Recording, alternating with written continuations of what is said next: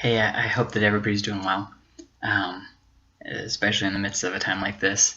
Don't give up. Keep plowing ahead. Today's big idea that I wanted to talk with you today is this.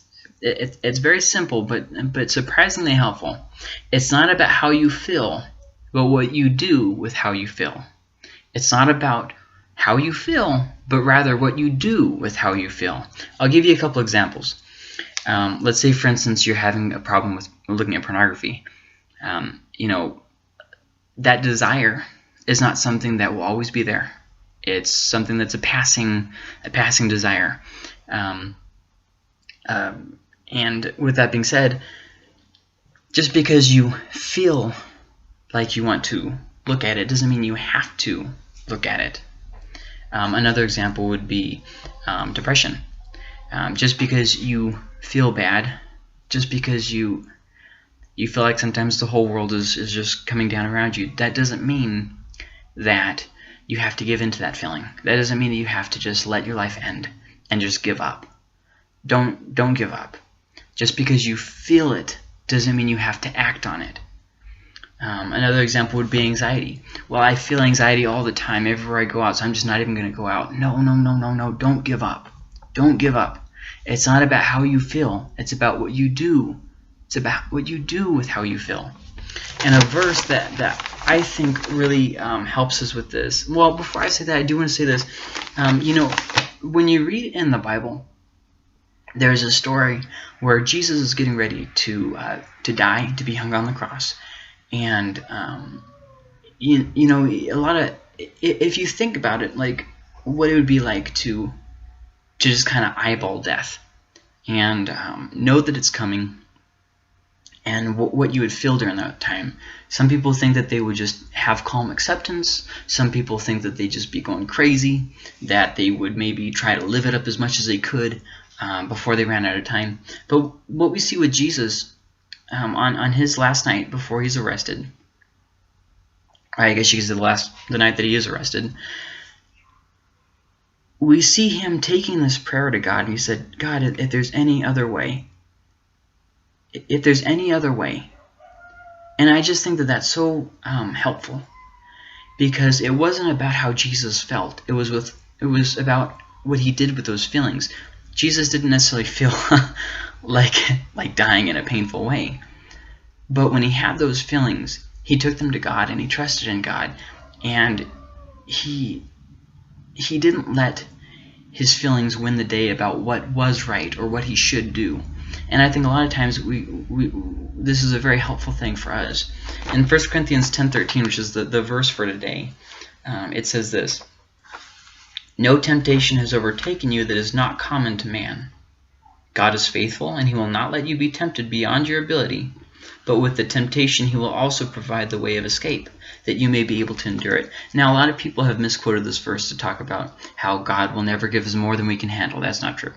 Or, all these different things. It's talking about temptation to sin. Now, I'm not saying depression and anxiety is a sin. I'm not saying that. But I am saying that the principle still applies.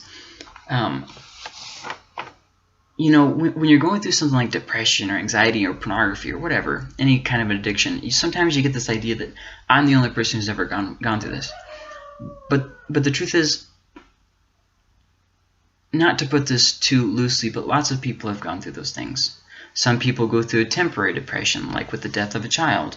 Some people go through a persistent lifetime of depression. And obviously those two things aren't the same thing, but you get what I'm saying, that people, you aren't the only person to go through this. And I think in that there's hope.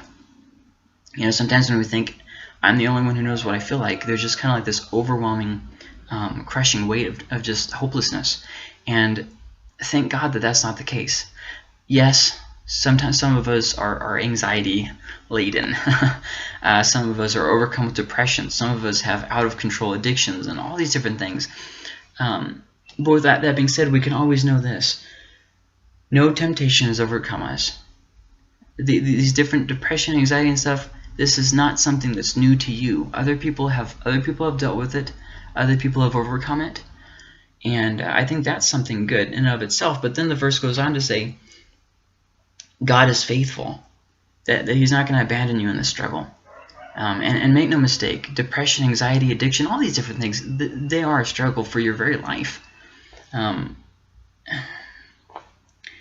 He will not let you be tempted beyond your ability, but with the temptation. Now this is the part I want to focus on.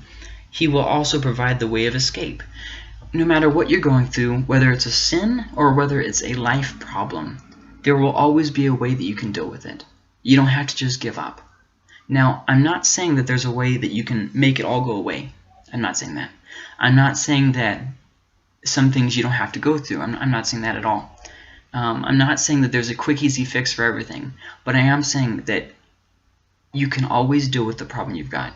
For instance, I've had depression most of my life since I was a kid. And nothing has ever made that go away. Nothing. But just because I feel like giving up doesn't mean I have to give up. And I have learned how to fight, and that there are some things that I can do. For instance, if I'm depressed, I probably shouldn't lie on the couch all day watching TV and eating junk food. So I mean, there's some things that I've learned not to do. If I'm depressed, I no longer do the whole woe is me thing. If I'm depressed, I push myself to look for the bright side. I force myself to look for something to be thankful about.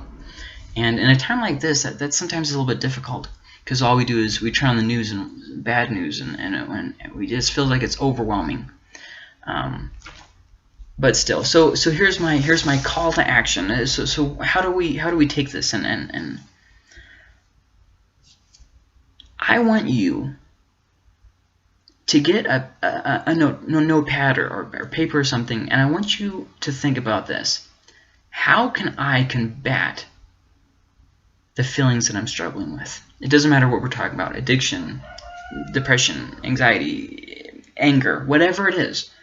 How can I combat those feelings? Take for instance, especially in a time like this, suicide and hopelessness. How can I combat those feelings? Talk to someone. Talk to someone.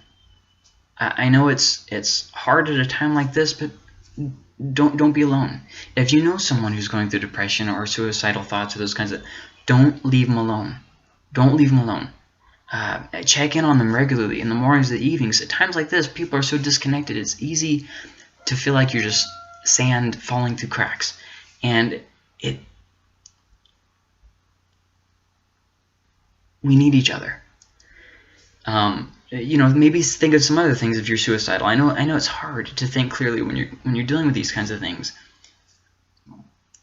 But don't give up. Just because you're struggling and you don't have any answers and you feel like you're trapped doesn't mean you have to give up. Doesn't mean you have to just let go to those feelings. Okay, maybe you go through depression. Do something fun. Get up, exercise, eat healthy. Do something like that. Do something to shake that for even for just a few minutes. Watch some comedy. Go out with a friend. You really can't go out with a friend right now because of the quarantines and stuff, but find a way. Find a way. There's Zoom calls. There's all kinds of different things.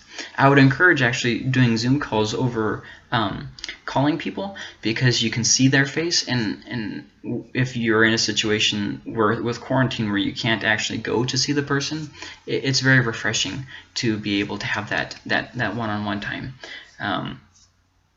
Or maybe you're going through anxiety. So how can you combat those feelings? Well, maybe you can take a hot bath. Maybe you can listen to some calming, relaxing music. You know, I want you come up with ideas that you think will work. And maybe you'll come up with 20 ideas, and maybe 19 of those ideas won't work. But maybe one will. And so I just want you, I want you to do that. Get a notepad, get a piece of paper, get something, and just write down ideas of how can I combat these feelings that I'm having. And then keep that notepad or that piece of paper with you. And when you start feeling these thoughts, these feelings, when you start feeling them taking over, start putting some of those ideas into practice. I hope this has been helpful, and stay tuned for more.